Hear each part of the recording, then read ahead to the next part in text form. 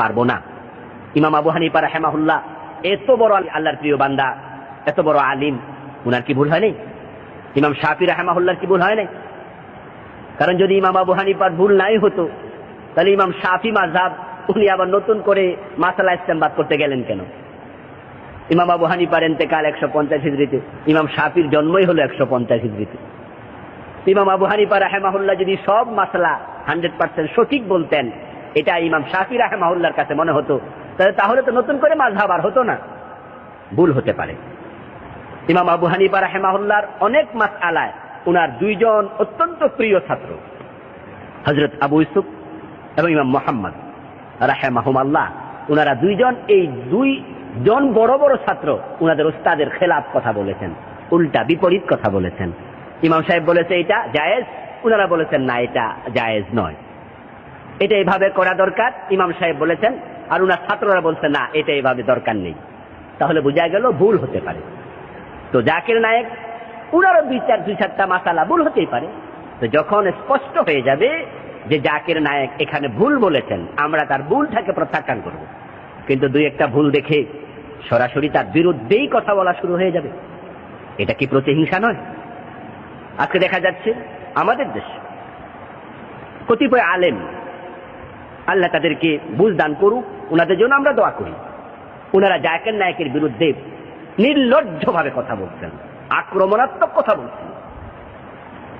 অথচ আমরা দেখেছি যে জাকির নায়েকের আজকে স্যাটেলাইট চ্যানেলের প্রচারের মাধ্যমে অনেক এমন সমাজের ভিভিআইপি মানুষ যারা একবারে লিটারেট পারসন, আপনার এতটা উঁচু মানের গবেষক, তাদেরকে আমরা স্বীকৃতি দিই, তাদের এলেম আছে, জ্ঞান আছে, বুঝ আছে, কিন্তু জেনারেল লাইনে সেই বুঝটা, তো জেনারেল লাইনে অনেক বড় শিক্ষিত উনি। এখন বেশি বড় শিক্ষিত উনি নিজকে মনে করার কারণে আমরা যারা মসজিদের ইমামতি করছি, মাদ্রাসা মুহাদ্দিসি করছি, হ্যাঁ মাহফিলে ওয়াজ নসিহত করছি, ওনারা আমাদের ওয়াজ শুনতে আসেন না।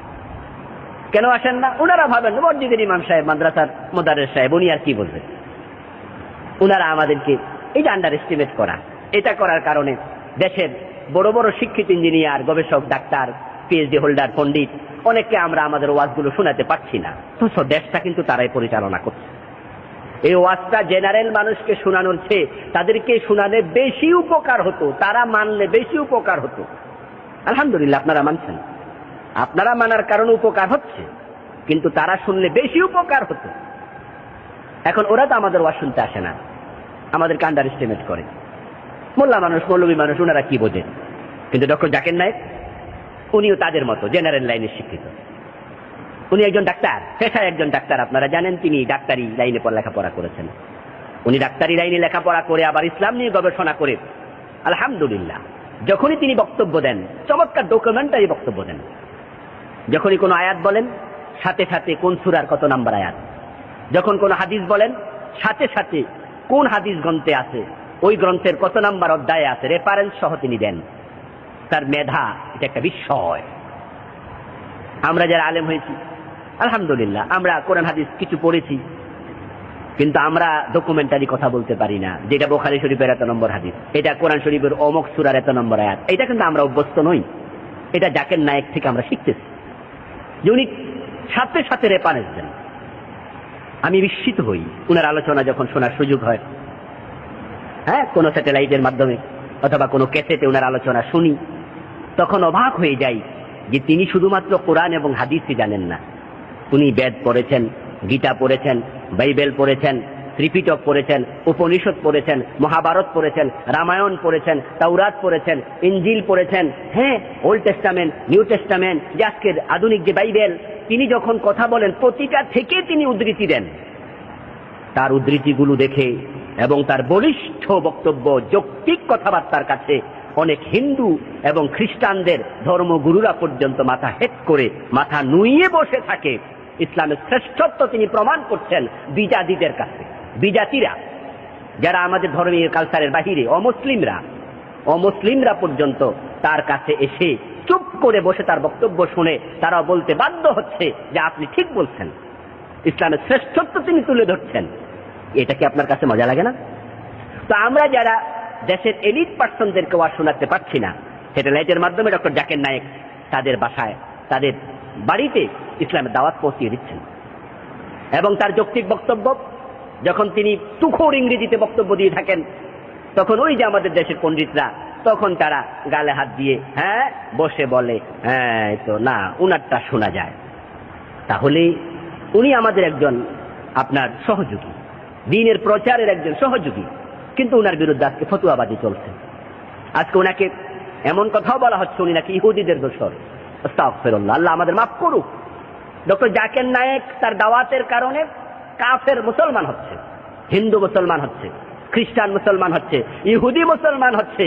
ইভেন কি কাবা শরীফের সবচেয়ে বড় ইমাম যিনি আব্দুর রহমান আস-সুদাইস হাফাজাহুল্লাহ, যে আব্দুর রহমান আস-সুদাইসের মতো বিশ্ববিখ্যাত আলিম ডক্টর জাকির নায়েকের প্রোগ্রামে হাজির হয়ে যান এবং তাকে উৎসাহ দেন, তাকে দ্বীনের পক্ষে আরো এগিয়ে যাওয়ার জন্য তাকে উনি উৎসাহ যোগাচ্ছেন।